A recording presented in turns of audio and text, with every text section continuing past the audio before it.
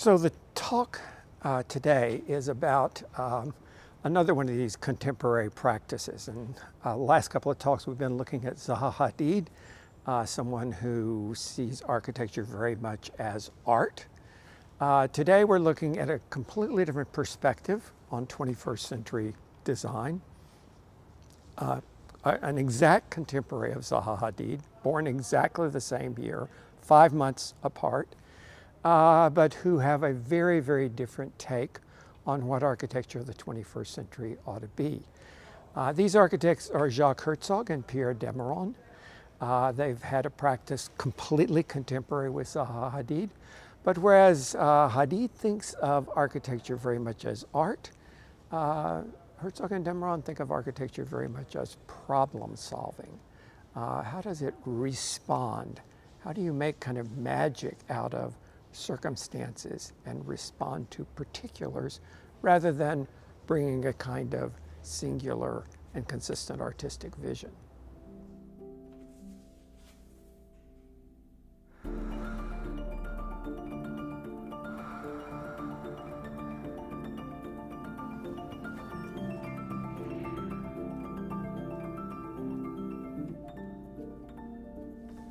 So Jacques Herzog and Pierre de Meuron are a very interesting pair.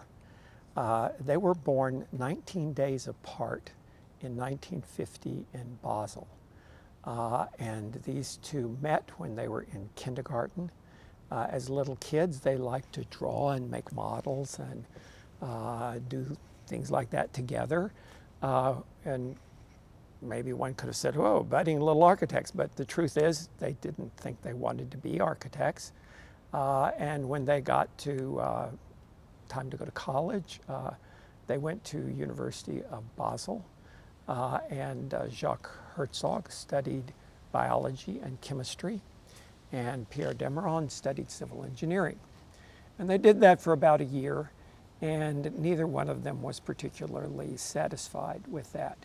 And they're friends, they're buddies, they're talking all the time. And they decide, you know, the right thing for us is architecture. But University of Basel didn't have architecture, so they had to transfer to ETH, which is ETH, but called ETH, which is the Swiss Federal Institute. It's kind of the M.I.T. of Europe, technical university. And it had architecture programs. It had a branch in Lausanne, which was not so far from Basel, so they went initially to ETH in Lausanne and began their major in architecture, and then eventually moved to Zurich, which was the main campus of ETH, and completed their program in architecture in Zurich. During that time, ETH had a fantastic school of architecture, and they had really great people teaching there. One of them was Aldo Rossi. Aldo Rossi is a very important theoretician as well as practitioner. His work was extremely well known. He's a prolific architect, but he also wrote a book called The Architecture of the City, which was really about buildings that became part of urban environments. How could buildings collectively make a city, not just be individual objects? It's a really great book. I actually used The Architecture of the City as a text in several of my classes for years. A great piece of theory. So that was one of their teachers, Aldo Rossi. Another was Dolf Schnebly, and actually coincidentally, Dolf Schnebly was a teacher of mine. He was a visiting professor at Harvard, and I cross-registered at Harvard and took his class one semester. And then actually, ironically, the very next semester, he had Jacques and Pierre in his class at ETH. But he was a very well-known Italian architect and very accomplished, a very erudite man. And he was very, very close to Herzog and de Meuron. They were his TAs in one of his other classes later on. And eventually then, after they graduated in 1975, they went to work for Dolf Schnebly and worked for him for 4 years before they started their practice in 1979 in Basel. They would have been working for him in Zurich when they started their practice. They went back to Basel, their hometown, and started their practice there. I would say they were also, as we've talked about a number of these people, very influenced by things going on around them at the time. They were very, very involved with the contemporary art scene. In a way like Zaha Hadid, they were very interested in art, but in a very different way than Zaha Hadid was. Shortly after they graduated, they met an artist named Joseph Beuys. He's a German artist, very influential in the redirection of art. And maybe saying a difference between modern art, which is what Zaha Hadid was interested in, and contemporary art, which was of the moment, of the day, and quite different than modern art. And Joseph Beuys would have been one of those people, you know, setting that new direction. So for example, he was very interested in art that dealt with social issues, that dealt with environmental issues, that dealt with political issues. He did art that wasn't paintings, wasn't sculpture. I mean, he did performance art. He did, you know, events. So he was really pushing the boundary of what art was in a contemporary scene. And they were very taken with Joseph Beuys and his work. And then there was a kind of next generation after Joseph Beuys that they were very keyed into. People like Jeff Koons. And Koons would have been one of these artists that there is no signature style to Jeff Koons.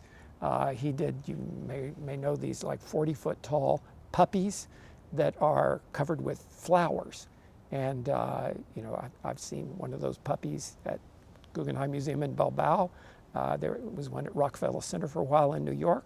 I saw one recently in Washington, D.C. These enormous, crazy-ass puppies made out of flowers. He's also well known for these balloon animals that look like the twisted balloons, made in beautifully crafted spun aluminum in very vivid colors, completely different from the puppies. Then he also does kind of science experiments. For a while he was doing, you would deflate a basketball to the point that it wouldn't quite float, but it wouldn't sink, and it would just hover in the middle of the water. So he did pieces of art that were hovering basketballs, but kind of making that connection to weird science. He married a woman who was a porn star in Italy, but then also became an elected official and a political figure. And they did enormous photographs of the two of them stark naked and in erotic poses. So, I mean, he was an artist who was doing radically different kinds of things in different media rather than this singular body of work. Another artist of the same sort that would have been doing similar things is Matthew Barney. Again, interested in performance art, interested in installations, but not so much interested in a painting or a piece of sculpture. That was old hat. Oliver Eliasson was another one of these in this group that the Danish artists that Herzog and de Meuron were very, very taken with that kind of work. And they got to know some of these artists, and especially Basel was a real center for art. It's a real marketplace for art. And all of that contemporary art scene, very, very, very current thinking in art, that began to be really influential on Herzog and de Meuron. Another thing that was hugely influential on them was sustainability. In the 1970s, just as they were in architecture school, there was the first energy crisis, which was when OPEC got together and they set prices on oil very high, and they limited the supply. And across the entire world, there got to be a sense that, wow, we've got to conserve energy because it's expensive and there's a limited supply. And architecture began to, because we use so much energy in architecture began to say, whoa, dude, this has got to be a major factor, energy conservation and you know, really dealing with how buildings are heated and cooled, and is there a more natural way to do this? That was an influence on them from the beginning. And then the third thing is, this was an era when there was a lot of development of building materials. Materials that have been around for quite a long time suddenly had new possibilities. Glass is a great example where we've been using glass for a long time, but now suddenly glass was IGUs instead of single pane glass, and way higher performance. It had all kinds of coatings like low E coatings to reduce its heat transmission. It began to use fret, ceramic fret, as a part of glass. Many tints, colors. Glass got to be this different thing than it had been before, and there were possibilities with glass that had not existed before. And that was true in many different materials. And so Herzog and de Meuron, very plugged into that notion of new technologies, new materials, all of that as resources for finding ideas in architecture. So let me just read you a couple of quotes from them that I think will give you a sense of a really different direction that they're taking. They said, for example, we carry with us all these images of the city, of pre-existing architecture and buildings, forms, building materials, the smell of the asphalt and car exhaust and rain. And we use our pre-existing reality as a starting point to build our architecture in pictorial analogies.